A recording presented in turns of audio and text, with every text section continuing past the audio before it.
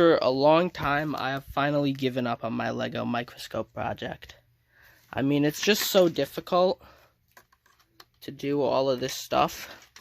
I'm just tearing it down, and I'm gonna decided to go with a different outlook and try to fix the vintage microscope. So this is the light bulb which I want to add. Today I went to the movies and I got some 3D glasses. I have a polarization filter scrapped out of 3D glasses, and I am going to cut it down to size. It is cut down to size. It is time to stick it in here.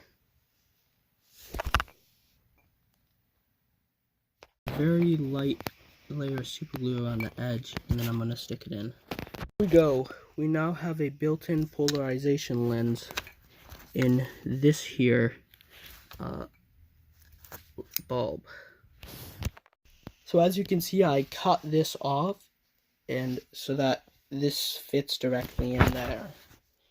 Now I'm gonna have to build a casing that like holds it right there. So as you can see, I have glued this together. It could just slide in right here. Actually, I should remove these, replace them with. So as you can see, I have now super glued this into place. As you can see, I have this like 20-volt thing, and it creates enough electricity to run this baby. Look, it's kind of dull, but perhaps that's just because of the polarization.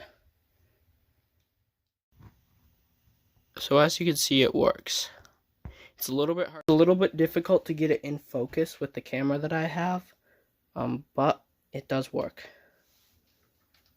Unfortunately, shortly after that, the lift system malfunctioned. I built a new lift system for the microscope because the old one was broken, and the new lift system that I built malfunctioned relatively soon after I built it.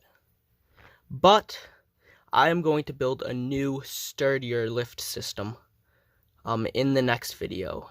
So hope you enjoyed it, and see you then.